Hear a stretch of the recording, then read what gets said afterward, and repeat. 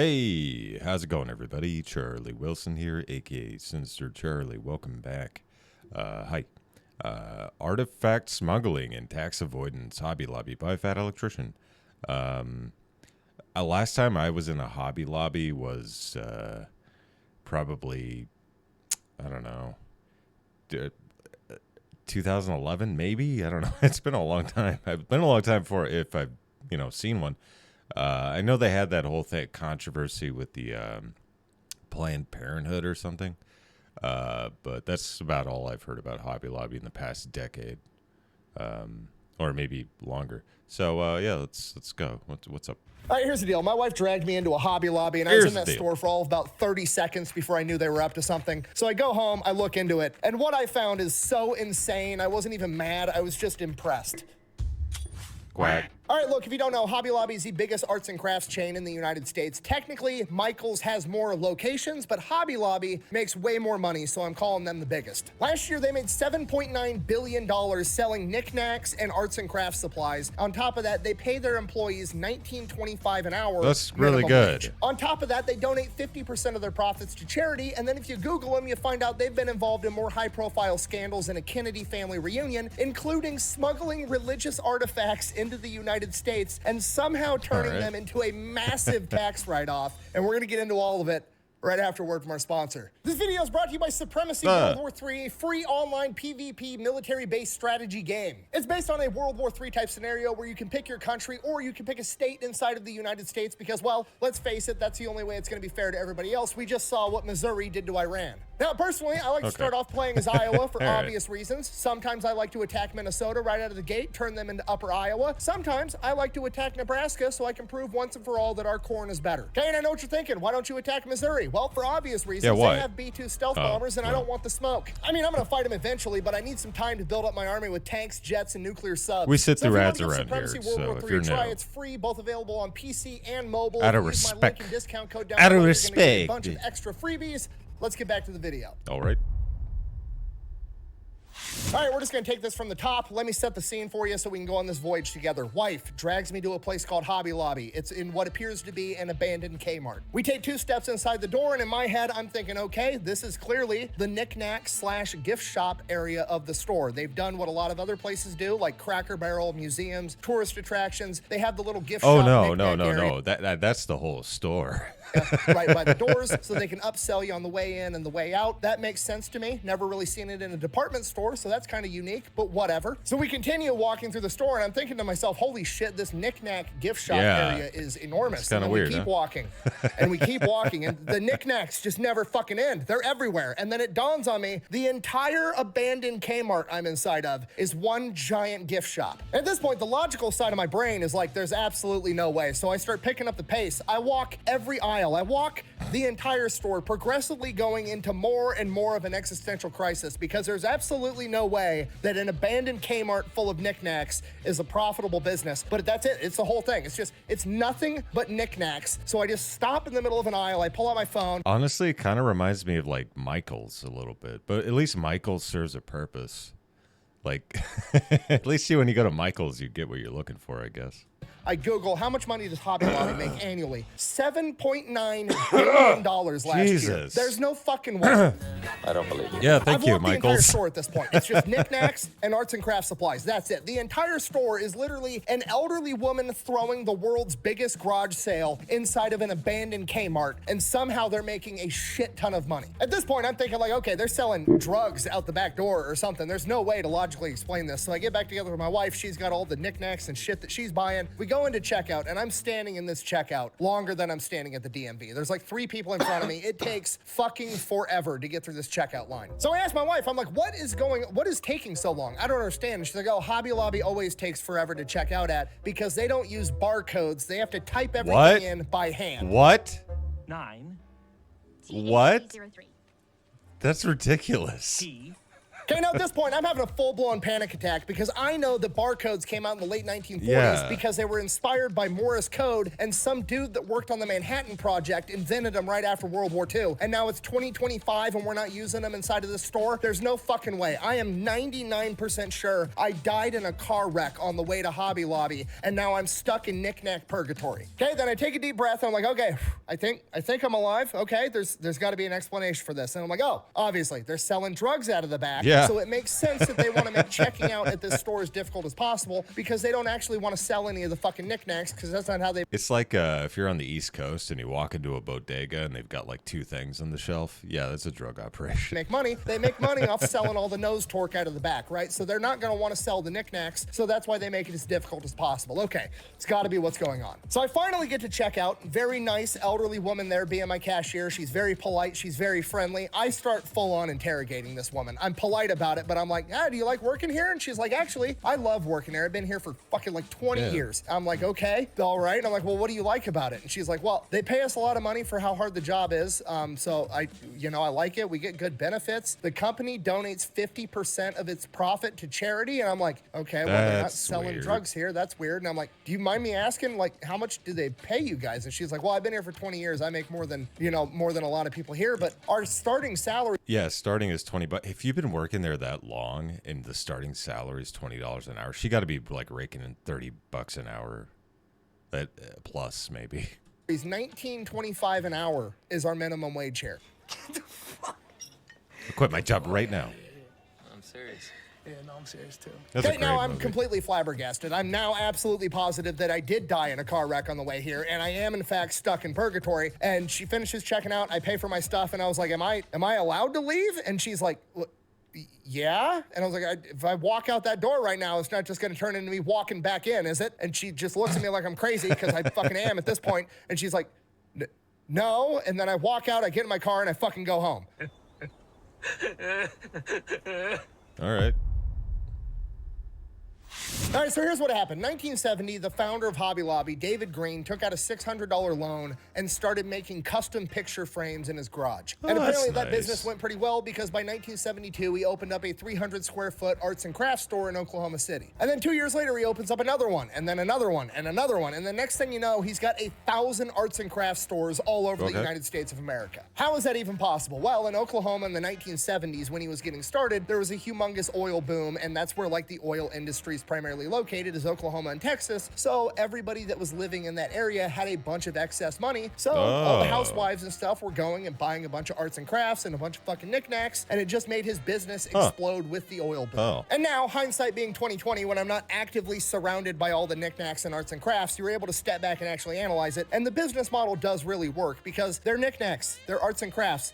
They never go bad, right? Like, it's not like a perishable item at a grocery store that I need to sell this by this time frame. Like, no, if I don't sell all the Christmas stuff this year, I'm just gonna throw it in a box in the back and I'll pull it back out next Christmas season. We'll sell it then. So he really doesn't have anything going bad. He has no overhead as far as I'm gonna lose this if I can't sell it right away. On top of that, I was correct. It was an abandoned Kmart. They literally go and seek out abandoned department stores to put Hobby Lobbies inside of to cut costs and overhead.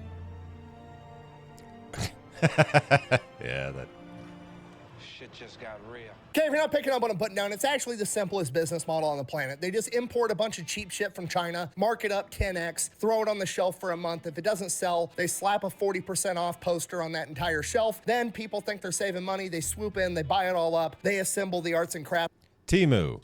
themselves, and they sell it on Etsy. It's basically the spawn point for Etsy, essentially. It's just the chicken sandwich from Chick-fil-A concept. They picked one thing they want to be good at, they became the best in the world at it. Okay, David Green is the Michael Jordan of selling arts and crafts and knickknacks. That's all there is to it. So how on earth did he do it? This is the crazy part. Nobody knows, including him. No clue.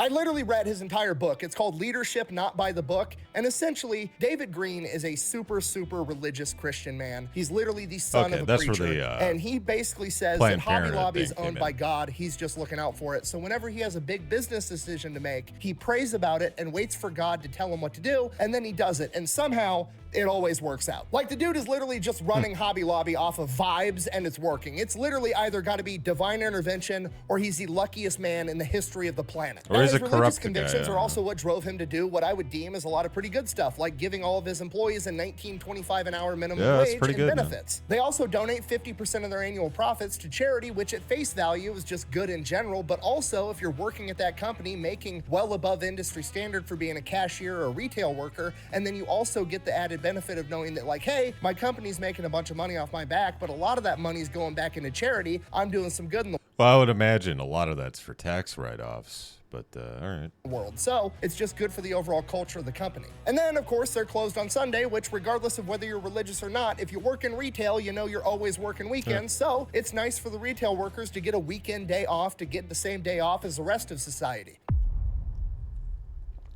Now, those same religious convictions also get him in a bunch of trouble because they've had a ton of controversies. And I'm gonna be honest with you, the vast majority of them, in my opinion, are a gigantic nothing burger. They're basically people looking for reasons to get upset. You took everything from me.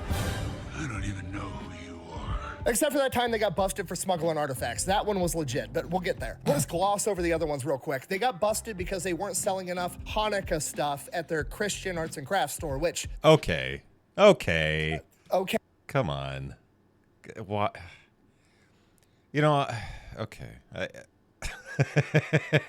I don't even. I'm not even. Like, I'm willing to bet they weren't selling a lot of Muslim holiday stuff. Probably at the not. Christian arts and crafts store either. I don't go to Burger King and get mad they don't have fucking pizza. Like, you're looking for reasons to get upset. Okay, it's 2025. If a store doesn't have what you want, get on Amazon and order it. It'll be there go to Tmall. tomorrow. Why are you picking fights for no reason? Next thing, they got in trouble over women's contraceptive with their insurance, and they actually took this case all the way to the Supreme Yeah, I Court. remember Like, that. David Green was willing to let Hobby Lobby go bankrupt and close all of them over this fight. Now, I'm not saying that's necessarily a good thing, but part of me is always going to respect a man that's willing to put his balls on the line for what he believes in. So here's what happened. The birth control controversy gets played off like Hobby Lobby wasn't willing to pay for birth control with their insurance for any of its female employees. That's a partial truth. The actual truth is they weren't willing to pay for the morning after pill or the week after pill. All the other birth control was fine. Which, regardless of how you feel about it, that's on brand for an evangelical Christian. And whether that's right or not, I don't really have any strong convictions on, but I will say this, it seems very silly to take that court case all the way to the Supreme Court, spending millions and millions of dollars fighting for the right to force him to buy the morning after pill when the morning after pill is $10 fucking.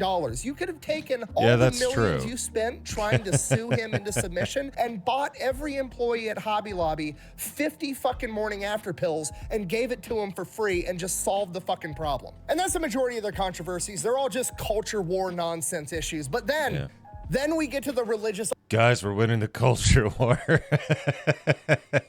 I hate that shit, that culture war stuff. It's so stupid. You're not winning anything. artifact smuggling. All right, so before we get into this, I got to give you guys some background on like tax law and tax code, Alright. just so we're all on the same page. Some of this is going to be a review for a lot of you guys, but some of this is just misconceptions that people have. Okay, so first thing we have to understand is what is a tax write-off? Because a lot of people think they understand it, they actually don't. It's when you buy something for your business and the government pays you back for it. Oh, and who Hey, pays for Eugene it? Levy. Nobody. You write it off. People hear tax write-off and they think, oh, that's money that they save right out of the gate. That's not really how that works. So I'm just gonna give you a real life example to clear it up, okay? Hypothetically speaking, say that I make $100,000 a year and I donate $1,000 to charity, okay? Alright. People seem to have the conception that now I have to pay $1,000 less in taxes. That's not how that works. So you didn't actually save $1,000, you saved $400 and donated $600. Now it's like normal people doing charitable donation type stuff, but when rich people like billionaires and big companies, they have ways of getting tax write-offs that actually make them money. The most notorious and most famous is the fine art method, okay? So if a company like Hobby Lobby, hypothetically speaking, comes along and wants to invest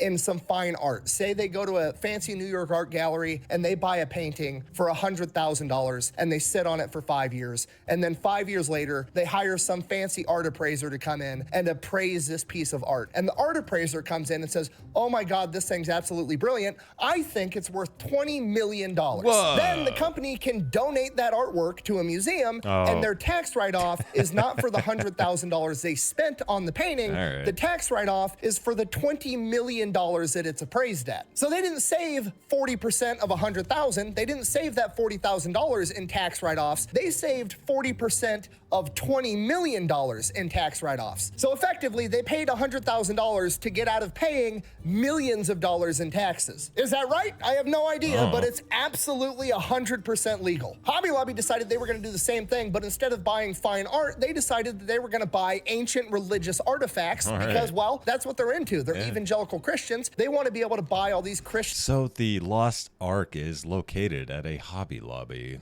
That's what I'm understanding from this story. Artifacts as an investment, Let's go get and it. then they could donate them to a museum, make sure that those things are then preserved for history, and they get to save millions of dollars in taxes while doing it. It's a win-win as far as they're concerned. So in like 2010, they just start buying up all the biblical artifacts that they can find. They have no experience in buying this stuff, and when you buy something like this, there's like channels and ways that you're supposed to do this. You're supposed to, I don't know, make sure it wasn't fucking stolen from another museum, for example. Whatever. They don't do any of the checks. They were warned that they were going about this the wrong way. They just kept buying up thousands and thousands and thousands of artifacts, despite the fact they bought fucking chunks of the Dead Sea Scroll, which wound up later to be fake because, again, they didn't hire the right people to help them do this. Well, and they good. ended up buying all these cuneiform tablets out of Iraq, including the Dream Tablet, which is part of the Epic of Gilgamesh. Wait, the really? Epic of Gilgamesh Really? is one of the first human. Yeah, the Epic of Gilgamesh was based off of Noah's Ark. Or Noah's Ark was based off of Gilgamesh. Gilgamesh came before. But that's pretty crazy. I don't know. Human stories ever written down from Mesopotamia 3,500 years ago. Like, it's a pretty important artifact. It's literally like the Ark of the Covenant, Epic of Gilgamesh, and the Rosetta Stone. Like, it's crazy how important this artifact is, and they bought it. And oddly enough, it ended up being looted from a museum in Iraq in 2003, and they were not supposed to have it. Oh. Hey, what happened in 2003? What happened in 2003 that it got stolen? Belongs in a museum. That's crazy. So do you. So around this point, the government gets involved and they start asking questions, at which point, Hobby Lobby kind of pleads ignorant. Like, oh, I'm just, a billionaire and I didn't know that I had to go through all these checks and balances to buy this kind of stuff. They basically play it off like, I didn't know any better, my bad, which, Ignorance of the law. Maybe, but they shot themselves in the foot because when they imported them into the U.S., they had them labeled in U.S. Customs as ceramic tile samples, which not true. So they ended up getting in a shit ton of trouble. They had to return the Epic of Gilgamesh and like 3,000 other artifacts over. They got returned to Iraq and Egypt, and they had to pay a $3 million fine. But there was a bunch of other artifacts that they did get to keep. And then with those artifacts, they had them appraised, and I was able to find that the average appraisal that they got was approximately 3 times what they actually paid for them. And then they donated them to a museum and got a huge tax write-off. And that is where most people quit digging because that was enough damning evidence. And most people just care about making Hobby Lobby look bad. I don't care about making Hobby Lobby look bad. I just want to know what the fuck happened. I like facts. I like the truth. So I asked one simple question. What museum did they donate them to? They donated them to the Bible Museum in Washington, D.C., okay. To which I had one more question. There's a Who Bible owns museum? the Bible Museum? Is it that guy? Motherfucking David Green, the Nice. same one that owns Hobby Lobby. Son of a bitch. Do you understand what I've just told you? Okay, Yeah, dude I literally kinda do. became a billionaire by selling knickknacks and is like, you know what? I'm into religious artifacts. I'm going to start a collection because I'm a billionaire and I can do Word. whatever the fuck I want, which, you know what? Good for you. That's great. He starts his little collection and then he's like, you know what'd be cool if I donated these to a museum? But also, I'm a collector. Collectors like having their own shit. That's the whole point of collecting something. How can I possibly get a humongous tax write-off and also get to keep all my cool shit? Oh, I know. I'll just own the museum that I'm donating stuff to so I still get to control everything. I'm not even mad. I'm impressed. Whether it's right or wrong, I don't know, but it's absolutely I'm going to go ahead and go out on a limb here and say it's probably wrong ethically. Legally, I guess you're all right. But, for a man of God, you kind of pay attention. You think. It's just... brilliant.